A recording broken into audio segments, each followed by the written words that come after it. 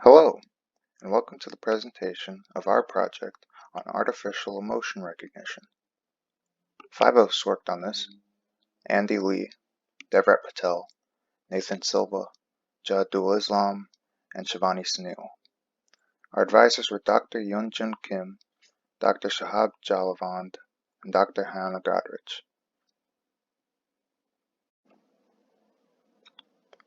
So we started the project with this simple idea of detecting emotion from human speech. We actually work with interactions who are in the customer service business. They pitched it to us in that context.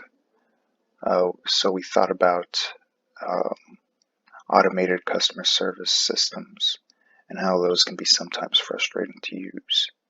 We thought that maybe if these systems were dynamic and reacted to human emotion, maybe they'd be less frustrating to use. For example, if somebody is angry, the system might say something to calm them down, or maybe connect them with a human customer service agent. So our project actually has 3 parts. There's a web interface, there's a speech-to-text engine, and there's a machine learning artificial intelligence algorithm. So I can give you guys a quick rundown of how the project actually works. It's going to start on the web interface, where the user will give us an audio clip. That's going to be either recorded on the website, or it'll be pre-recorded and the user uploads it as a file. This audio clip then goes to Google's speech-to-text engine. That's going to give us the audio clip in a text format. And then all of this goes to our AI algorithm. It'll do some speech and some text analysis, and it'll determine which emotion is being conveyed in the audio clip. The output is then brought back to the web interface where the user can review the results. I mentioned that we use both speech and text analysis. To talk a little bit more about the text analysis, Jadul will take over. Hello, I will be discussing the backend of the project dealing with the emotional recognition system. Our method consists of 2 parts. One, utilizing a lexicon working in direct correlation with the text input to identify particular emotions associated with words, and the other is our machine learning model. We use this 2-step approach to provide multiple methods of analyzing to ensure that the proper emotion was determined. I will be discussing the first part, which is the text classification methodology. This utilizes the NLTK library. Step 1 is the input. To begin with, our system uses the Google API to convert .wav files into text. These .wav files are provided by the user. Step 2 is our text conversion. After text is received, it has to be converted into a simpler form. Special characters and punctuations are removed, and all letters are converted to lowercase. Then, utilizing the NLTK library, all stop words are removed.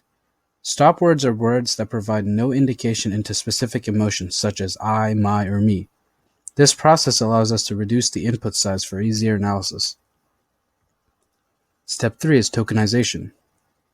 The remaining words will be tokenized for individual analysis. Each word will be checked for emotional significance in comparison with the created lexicon. The amount of times each emotion is detected will be recorded. Step 4 is the results. After the emotions are recorded and the amount of times each emotion is found is recorded, the percentages will be provided as an end result. Thus, the most common emotion can be viewed. This concludes the first part of the analysis. Hello everyone. Now I will be explaining the second part of emotion detection. For this part, we will only be using audio as an input. The first step is to get the input from the user. The user can either use a previously recorded file or they could also record it themselves on our website. The only constraint here is to submit a .wav file. The second step is feature extraction. We first choose a database which is Raptors database from Creative Commons. We chose this database as they have a wide variety of emotions and all their files are labeled specifically for machine learning. We first extract all the features from the files using librosa package. We specifically used MFCC coefficients. Then we get the classes to predict from the name of the files in the Raptors database. The third step now is to train our model. For this part, we used CNN from the TensorFlow package of Python. We then load our model in our local devices to use later. The final step is to check how accurate our model is. We test our model to the testing data of our database and get about 88.95% accuracy. Now, Shivani will explain to you how our front end and back end connects. Thank you. As mentioned earlier, this project primarily consists of two parts. The first being the website with the user interactive interface which serves as the front end, and the second being the AI and ML algorithms which serve as the back end. And these algorithms have been coded in Python, and we can't possibly run Python scripts directly through a web interface. So as a bridge, a web server has to be created between the front end and the back end development. The communication process is as follows. The client-side browser, which is our website, communicates with the web server, which in turn sends the data to the emotion recognition models.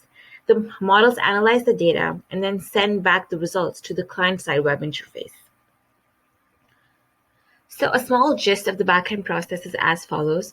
We will be using Ajax and jQuery to send the .wav files to the web server, and these files are either recorded or uploaded by the user. Ajax is basically a web development technique due to which web applications can easily send and receive data from the server side without interfering with the behavior of the browser. As in, the user won't have to refresh the browser or open the page in a new window for the exchange of voice clips to take place.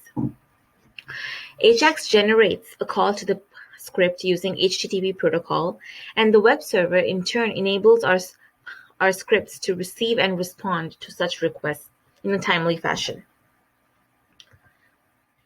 So this diagram basically summarizes the entire process, with the web interface being the front end and the machine learning model being the back end. So first, the audio input is sent to the ASR engine provided by Google API, which basically converts speech to text. And this data is sent back to the web interface, and the audio and the text input is then sent to the emotion detection models using the Ajax and web server framework as created in the previous slides. And then the data from the models is displayed back to the web interface for the user to view and analyze. And now Andy will provide a brief intro of how our web interface works. Thank you. Hello, here is our website. The first thing you will see is our web application. To use it, we will allow the user to record their own audio file in WAV format and submit it to our backend for analysis. We will also allow the user to upload a local WAV file for analysis, which is what I'm going to demonstrate today. Here I can choose a file, and as you can see, it will be uploaded into a audio player for the user to listen to before they submit. I'm so hungry, I'm excited to eat. When hitting the submit button, we can see that we receive the audio file as text, and the percentages of what emotions are detected from the audio file. Back on the home page, we have more detailed information about our capstone design project. We also have links where you can contact any of our team project members or our advisors. You can also view our project source code here. Thank you for your time. We hope you enjoy what we have made.